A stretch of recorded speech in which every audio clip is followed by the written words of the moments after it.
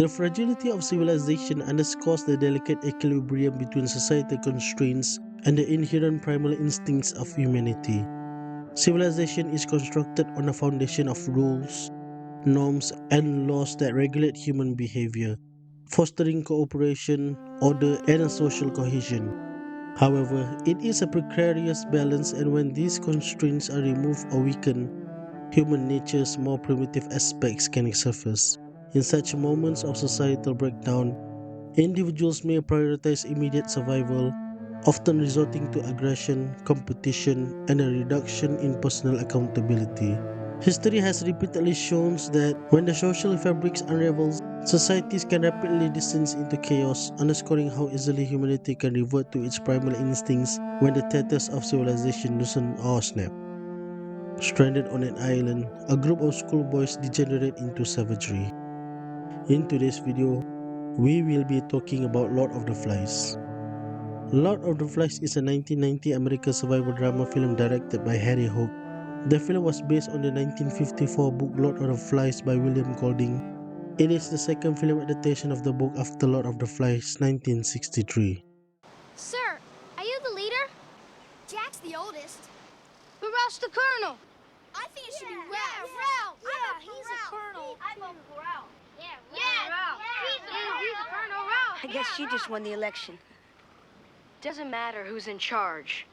We've just got to work together. After a plane crash in the ocean, a group of military students reach an island. Ralph organized the boys, assigning responsibility for each one. When the rebel Jack Meridew neglects the fire camp and they lose the chance to be seen by a helicopter, the group split under the leadership of Jack. While Ralph rationalized the procedures, Jack returns to the primitivism, using the fear for the unknown to control the other boys, and hunting and chasing pigs, stealing the possession of Ralph's group and even killing people.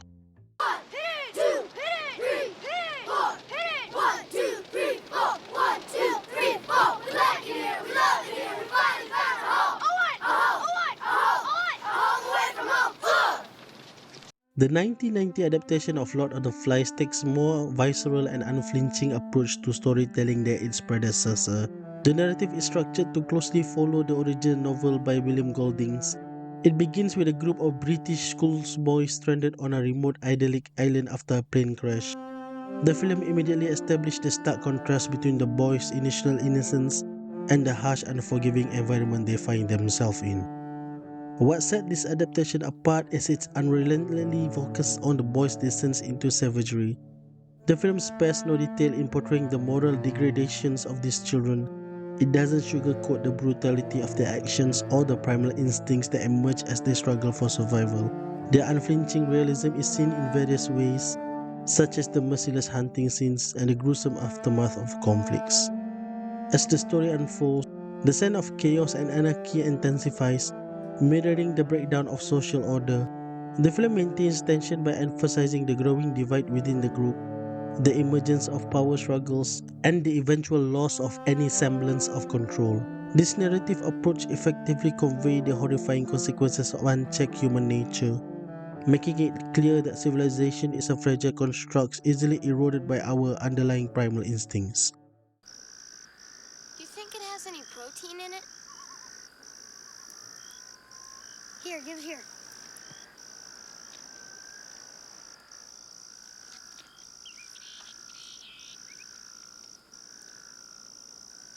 I heard they're supposed to taste like chicken. Lord of the Flies stands as a powerful social commentary, unflinchingly dissecting the deep-seated darkness within human beings. It provides an incisive critique of the fragility of civilization and the unsettling ease with which humanity can regress to its primal instincts when the constraints of society are removed. This adaptation excels in vividly depicting the disintegration of leadership, offering a stark lesson on the danger of power and the allure of authoritarianism. An example of this is the character of Jack, who starts as a choir boy but, as the story unfolds, becomes a ruthless and authoritarian leader. His ability to sway the group towards a more savage existence exemplifies how quickly individuals can succumb to the call of power in the absence of societal order. Furthermore, the film skillfully explores the danger of tribalism. an ever-present threat to human unity and the core of the story's social commentary. The division of the boys into two groups, one led by Ruff and the other by Jack, highlights the allure of forming one tribe. In doing so, they abandon reason and the pursuit of common goals, leading to a devastating rift within their fragile society. This shift towards tribalism underscores how quickly people can forsake collective well-being in favor of loyal to a select few. In a world where civilization thin veneer can be stripped away in an instant, the film's social commentary retains its piercing relevance. It serves as a stark reminder that the narrative's horror are not confined to fictions, but are cautionary tales about the perpetual precipice on which humanity teeters. It calls attention to the perilous balance between civilization and the untamed human psyche, urging viewers to reflect on the fragility of the social order and the latent darkness that lies within us all. The film portrayal of this theme is a poignant and thought-provoking reflection of the complexity of human nature and the societal construct that keep our darker impulses in check.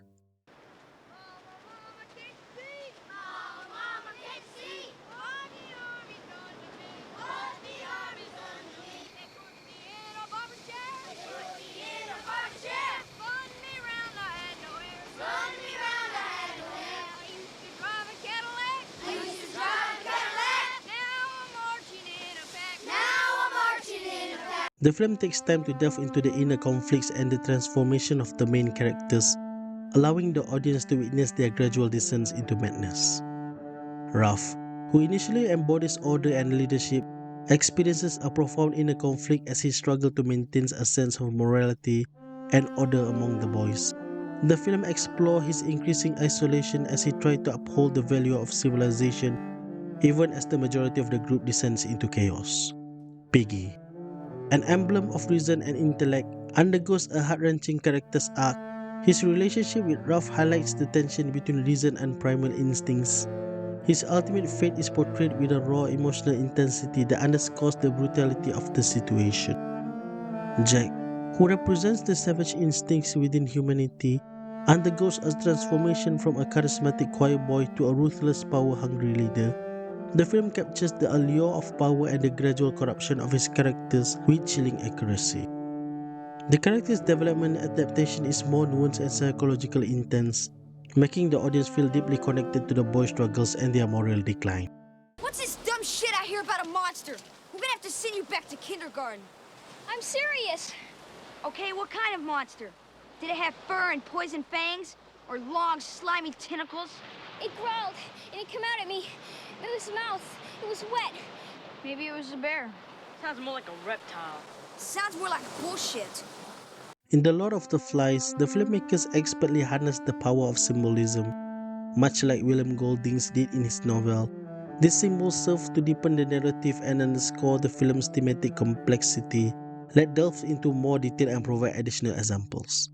The conch shells. In the film, the conch shells represents not only order and authority but also the fragile nature of civilization. Its shattering is a pivotal moment that marks the collapse of democratic principles and the onset of chaos. This symbolizes the rapid dissolution of the boys' attempt to maintain a civil society in the face of their inner demons. For instance, the scenes where the conch is destroyed during a heated confrontation serves as a visual and symbolic turning point in the story, signifying the loss of order and the essence of anarchy. The pig head. The pig head on a stick, or the Lord of the Flies, is a nightmarish symbol that encapsulates the inherent evils within humanity. It serves as a grotesque manifestation of the boys' descent into savagery and their embrace of brutality.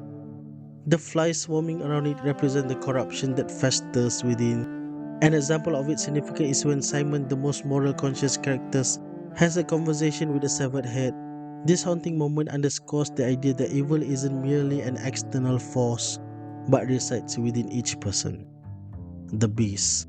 The concept of the beast on the island serves as a collective symbol of the boys' irrational fears and the darkness within each of them. It evolved from a potential threat to a representation of the innate human capacity for evil.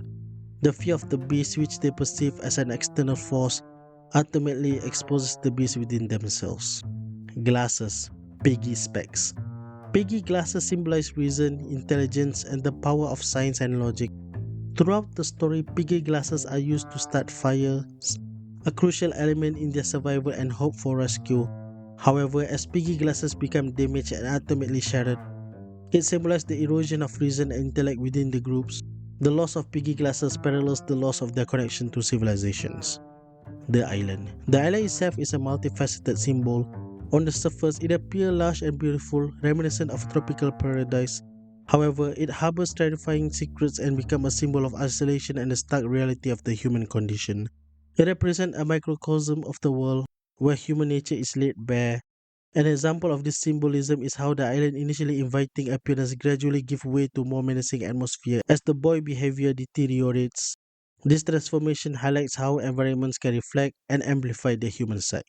Come on, hunters! Roger's the pig!